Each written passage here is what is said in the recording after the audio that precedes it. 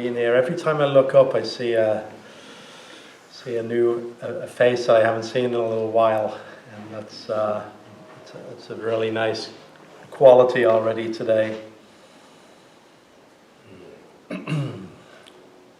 So in looking for something to raise up as a talking point today, when we were planning this in-person get-together, which is so welcome after so long. Yeah. That came together around the time, of course, we're in the holiday season for good or for ill, Thanksgiving and Christmas and all of the rest. And also in December, in the lineage to which I'm a part, and the Zen Buddhist lineage that comes through Japan, then the historical Buddha's enlightenment is noted as being December 8th. And I think that varies amongst traditions. Tim's here, I don't know, in the Korean tradition, is it also December 8th? December 8th. Okay, so we got two lineages who agree. Do we have any dissenting lineages represented?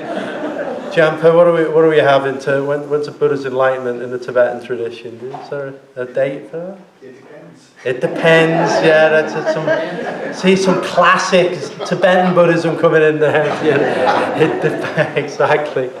Exactly. But so that in the Zen tradition, that would often be, there's a retreat, typically a 7-day retreat at that time of year, culminating in December 8th. It's called Rohatsu, which just means the 8th day of December in Japanese, and that would be typically a tough retreat, a 7-day retreat where everybody really makes a lot of extra effort in meditation.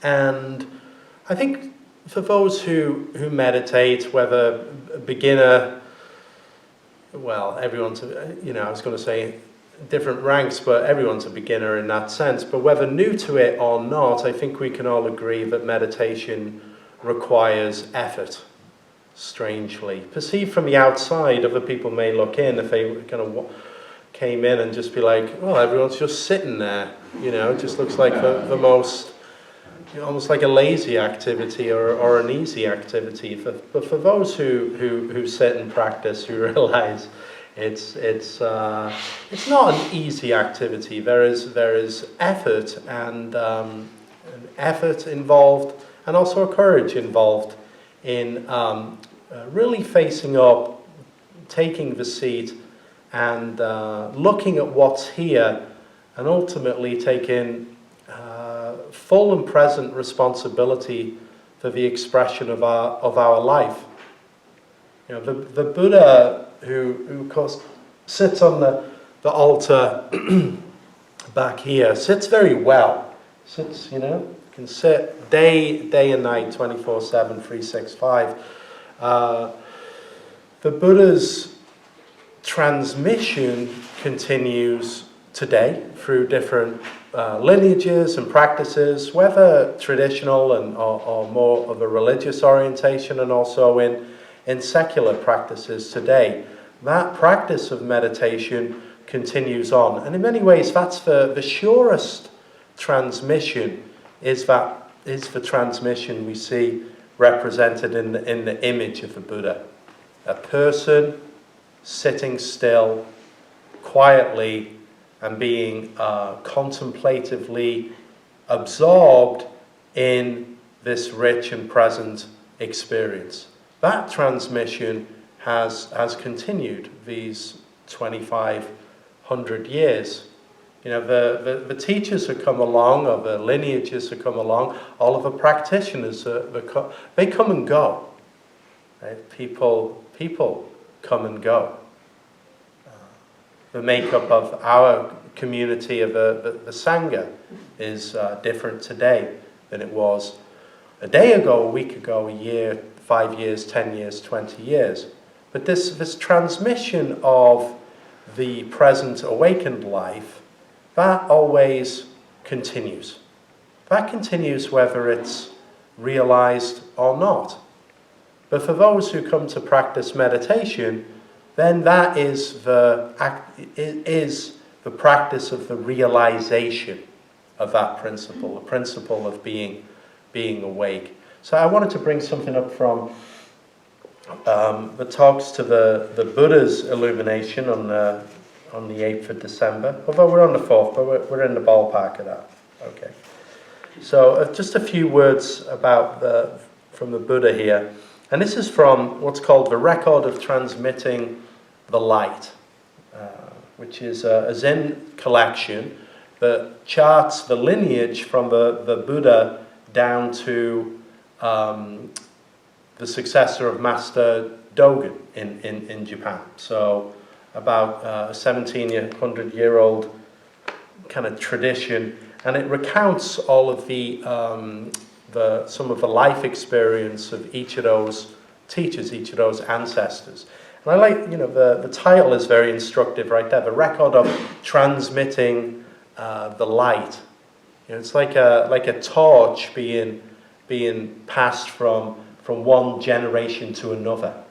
And whether we identify with Buddhist or not, that analogy goes way beyond just the practice of Buddhism.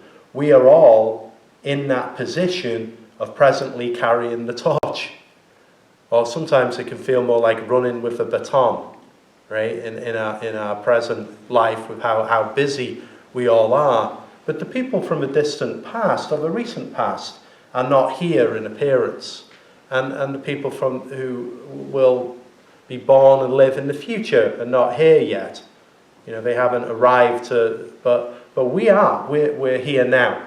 That's indisputable. We're here now, whether here in a chair in Belmont Shores or whether we're in our armchair at home online today. We are irrevocably appearing as all of this. We're appearing as this right now. So the Buddha says Shakyamuni Buddha was of the sun race in India. He's a member of the Shakya clan, and this is called the sun race. At the age of 19, he leapt over the palace wall in the dead of night, and at Mount Dantaloka, he cut off his hair. Subsequently, he practiced austerities for 6 years. Later, he sat on the adamantine seat, where spiders spun webs in his eyebrows and magpies built a nest on top of his head. Reeds grew up between his legs as he sat tranquilly, without movement. At the age of 30, on the 8th day of the 12th month, as the morning star appeared, he was suddenly enlightened. These words are his very first lion's roar. And now these are the words. Shakyamuni Buddha saw the morning star and was enlightened. And he said, I and the great earth and all beings simultaneously achieve the way. So the first lion's roar of the Buddha. Shakyamuni Buddha saw the morning star and was enlightened and said, I, the great earth, and all beings simultaneously achieve the way. That's our statement, and the lion's roar that still echoes now. Again, this practice of meditation, we may come to it for many different reasons, different aspirations or intentions. We can come to meditation to relieve stress and anxiety and worry and concern. And our practice may be to lessen those difficult emotions and feelings and to promote peaceful being within ourselves. Aspiration may be very broad. We may aspire to realize as deeply as the Buddha, to become very enlightened. Or you might have a huge aspiration. It's like, I'm going to go well beyond the Buddha. That's yes, I don't know if anyone, raise your hand if you aspire to go well beyond the Buddha. But no matter the aspiration, the vehicle of the practice is the same. It's the same vehicle, it's the same practice. To be still, to cultivate stillness in body and mind. That's, we have, this was written in the 13th century, the words that I read there. And so we have something that feels more like perhaps an apocryphal aspect of a legend that magpies nested on top of his head. I love how specific that is. No, that's a magpie. I think that's not but it was definitely magpies, not just birds. And that spiders weave their webs. But, no matter how apocryphal, that points at some deep truth there. The important part is, at this point in the historical Buddha's practice, he had it said, practice many austerities, different ways to try and realize what is most important, what there is to be found in this human experience. He was not satisfied with the position and status or wealth or any of the material things that were available to him, but really driven to look very deeply into this mystery of being human, which we're all experiencing this human condition when we look into an impermanent world of flow and change, a change in forms, and this very body changing. So not so different, just very much the same as you and I, the Buddha. But a great aspiration and really driven to look very deeply. Each one of us really practices and explores commensurate with our karma, right? Which is however we find practice, or why we're drawn to this, to sit, to practice together. The important part there is to really look, and then to practice as much as each one of us needs to. Right? To take care of what needs to be taken care of, whatever pulls us to practice, to get deeply involved in our practice and to take care of that. For the Buddha, again, that was he was driven to austerities, couldn't find satisfaction there, eventually just ends up sitting under a tree. Decides, I'm not going to move until I really break through here, until I realize, find an answer to this question that is driving me. You can almost imagine the tree saying, where have you been all this time? I was here waiting for you. While he went on this journey of austerities, going up and down mountains and meeting different teachers. All the time, the tree was right there, planted firmly in the ground with its roots and offering shade to everything and everyone without exclusion. And the Buddha eventually finds the tree and comes to that place and sits down and looks, sits and looks, in the same way that each one of us together today is sitting and looking. Right? I love the tale that says that the Buddha, long after his enlightenment, was asked by Ananda, his nephew and attendant, that the monks were asking what do you do when you sit post-enlightenment? It's like, what do you do when you sit? And the Buddha said, I sit with awareness of breathing. You can almost see really? On Ananda's face there. That's what you were doing. So the Buddha sat with awareness of breathing, and that echoes down now, that lion's roar. It comes down to us now. But when we sit, what is there really to do? We have this tangible and beautiful instruction that's provided. We're breathing, or breathing is occurring in and out. And we can sit with that. The Buddha sat that way for a long time. Again, meditation practice tends to be a practice of real effort. And for those who become deeply involved in Dharma practice, you see that it's a practice of long years too. In order just constantly coming back, looking, deepening, refining, continuing. Eventually, after long effort under this, in sitting under the tree, it said that the Buddha opened his eyes, and upon seeing the morning star, upon seeing Venus hanging in the sky, is enlightened. And then that opens up the whole can of worms for Dharma practitioners. It's what is that enlightenment?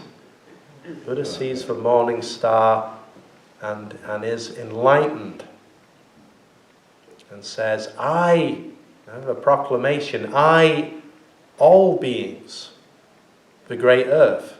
So everything all together, nothing left out. And it's a beautiful aspect to the practice of Buddhism. No one's left out in that. It's like when the net is taken up, everything is included in that net.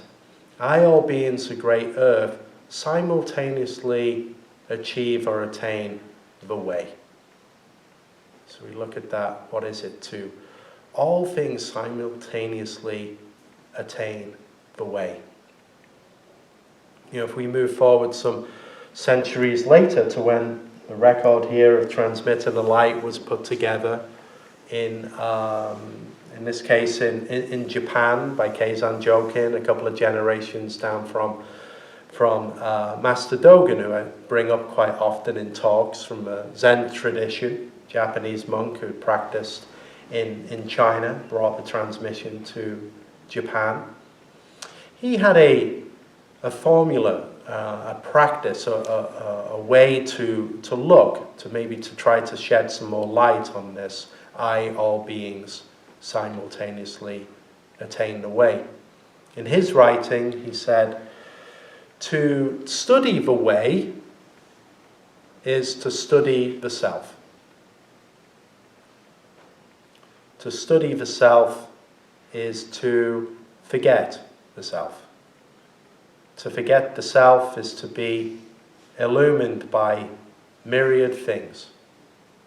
Body and mind, as well as the body and mind of others, drops away. There is an ungraspable trace of enlightenment that continues endlessly.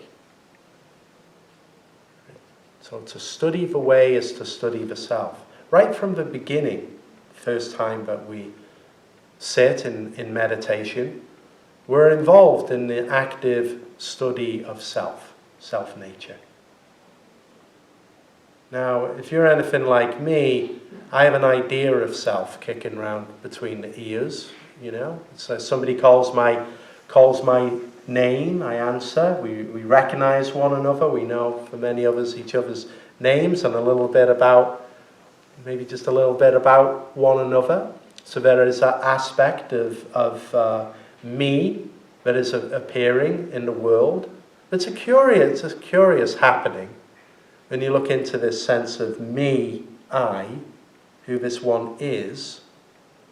And we can see that this me, I, is really only a me, I, in relationship to other people and other things.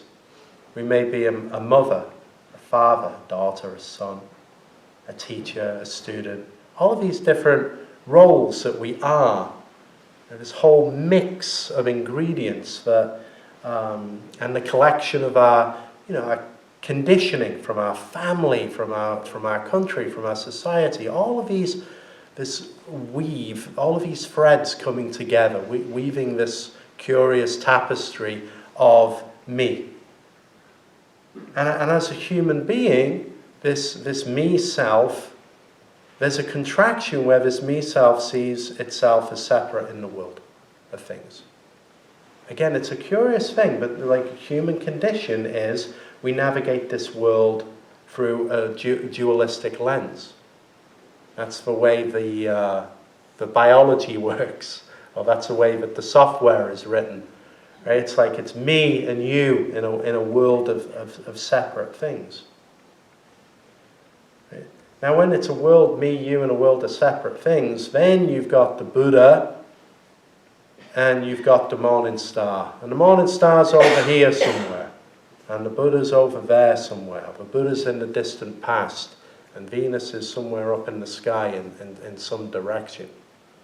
So we have this default way of seeing the world through this dualistic lens, through this lens of separation. But we know with experience of living that that sense of me-I identity that feels separate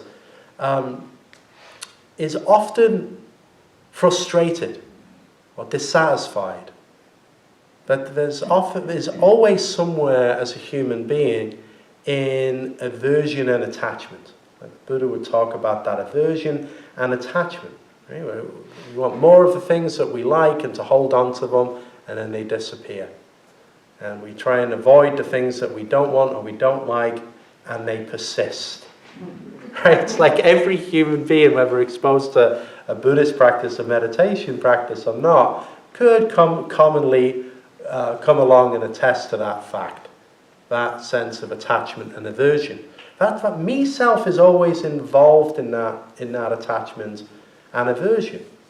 So we come to a practice like meditation, study the way, study self. And that study of the self is not just involved in the me identity story and conditions of my life study. That certainly has a powerful place. That there are elements to our life and our psyche which can be helped, and we can glean real benefit from looking in through lens of whether it be therapy, psychology, and different practices. But Dogen, when he talks about the study of the way is to study the self, is also including much more. And right from when we sit, as soon as we sit, that is the active study of self, self-nature. What is that self-nature? If we only experience him from a place of me, I, then there's a lot of things out there that are happening, coming in. But if we're able to sit, breathe, be still, present, we can put the one who is always in attachment and aversion, the one who's thinking and projecting and interpreting, weighing and judging, has all kinds of opinions. You can say, you know, you do you. Let that one be put aside. And rather, start to closely and intimately experience everything that is appearing now. Whether it's perceived internally or whether it's perceived externally. I mean, thought and feeling and perception being experienced just as is, directly. No need to call it me. No need to apportion any praise or blame. No need to categorize. Just experience. And then everything there is so-called external might be perceived that way. Like a phone left on. There's always a phone left on. Somebody coming in through the door. The shuffling of whatever's going on. Whatever's perceived seems to be perceived externally. Just, again, experiencing directly. What's important in meditation there is to let go of the value system and the preference around that experience and the attendant commentary that goes along with it. And just experience.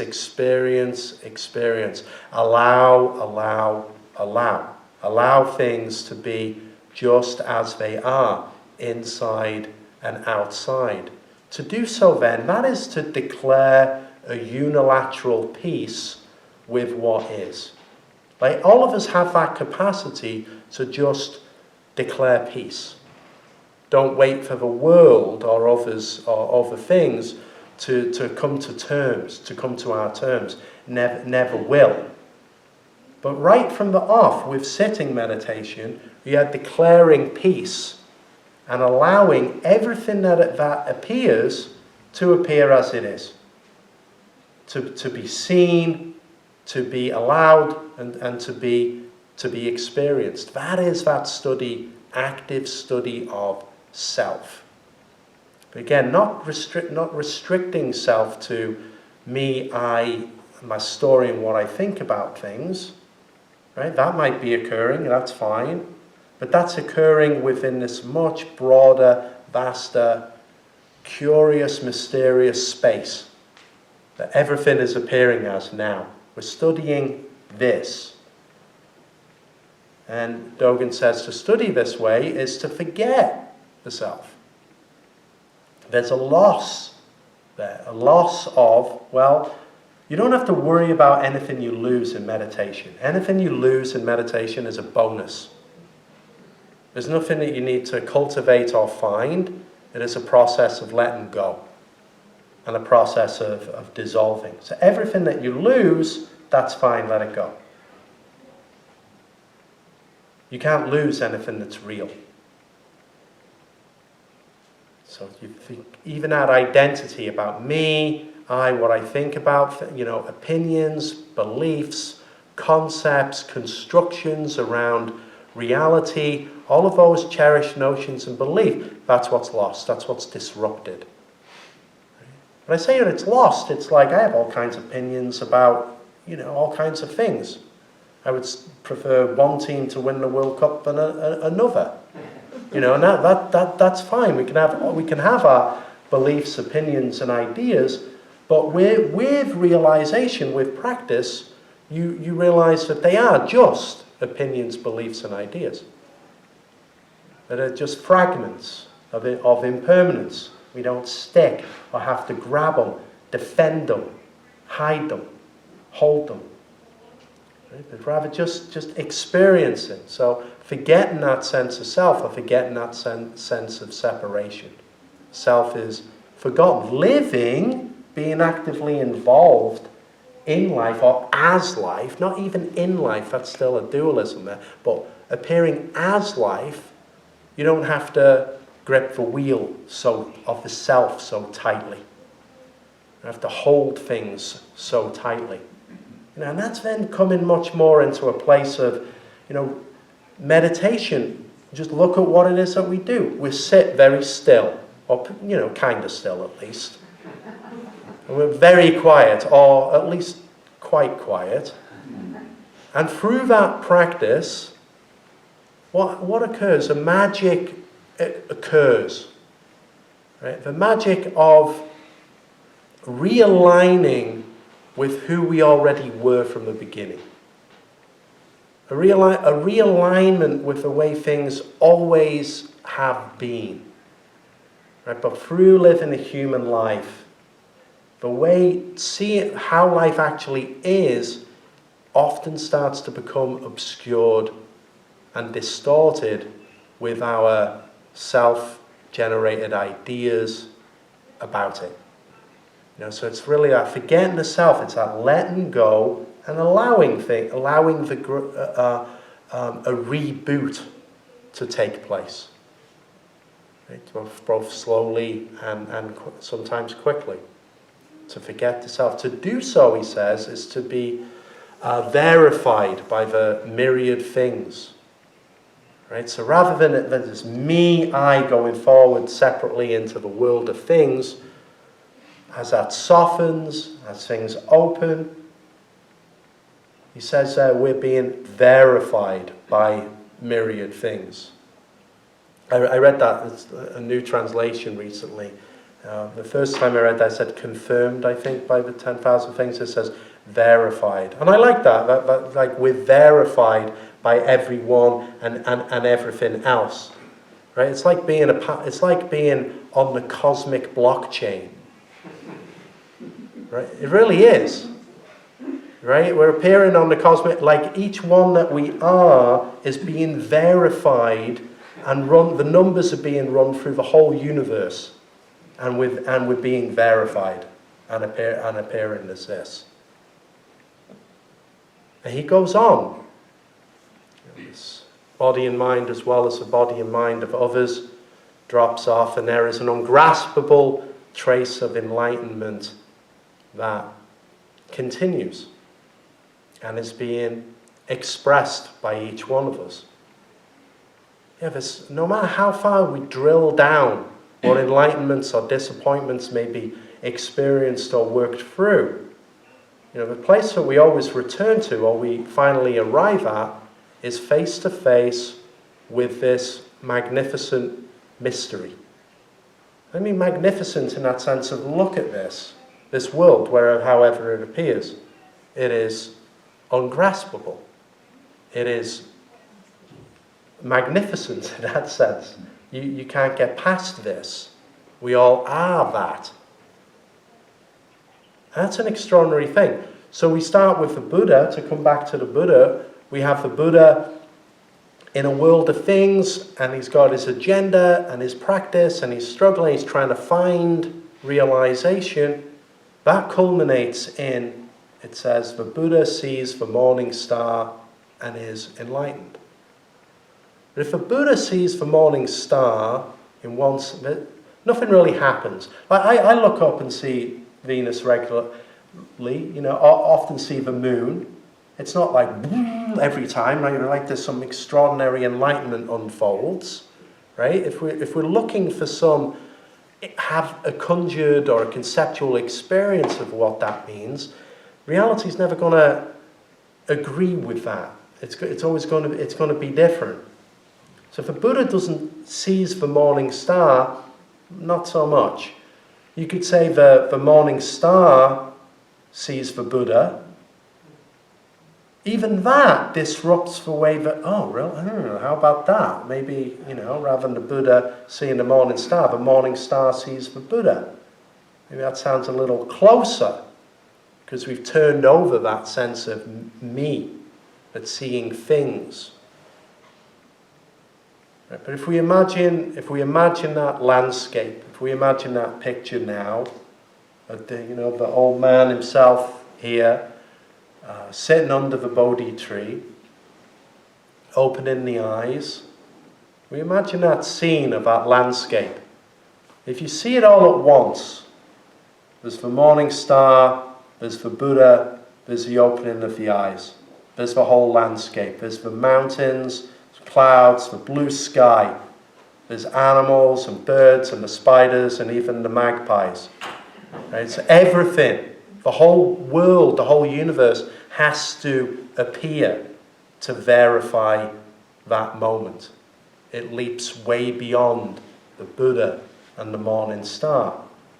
But in fact, backwards and forwards through space and time, it does indeed. It includes all things, all beings, the great earth, simultaneously attain the way. We may, on the surface and in our daily life, have that sense of separation, living this human conditioning. That's irrevocably a fact. And yet, there is always this vast, empty landscape that all of this is being painted on. If there is this curious sense of being, of this stillness, an awareness that is beyond description, that can't be named, that can't be found, that can't be fixed. When we look at each other and you see each other and look in the eyes, you see same root, same awareness, the same life, the same being expressed in just this multiplicity of ways, in different ways. So different in appearance and form and condition, but at the base, at the root, the same one. And in meditation, that's our practice, is to find those roots, return to that root, return to those roots. And let the concerns and the complications or whatever is going on, let those things rest. Take the seat, be quiet, be in the support of friends, And then something magical takes place. There's a reconnection. There's an intimacy. There's a profound and present awareness, which is this, always this now. Sometimes we forget it. We get wrapped up in the doings and the comings and the goings. But with practice, with sitting, with meditation, we forget it less. We forget that less and less and less. Until, we come to a place where this isn't forgotten. And we really realize it sinks in. With this profound, this mystery, this being, it's the same life. The same life as the Buddha, for Dogen, for everyone here. And that with that realization,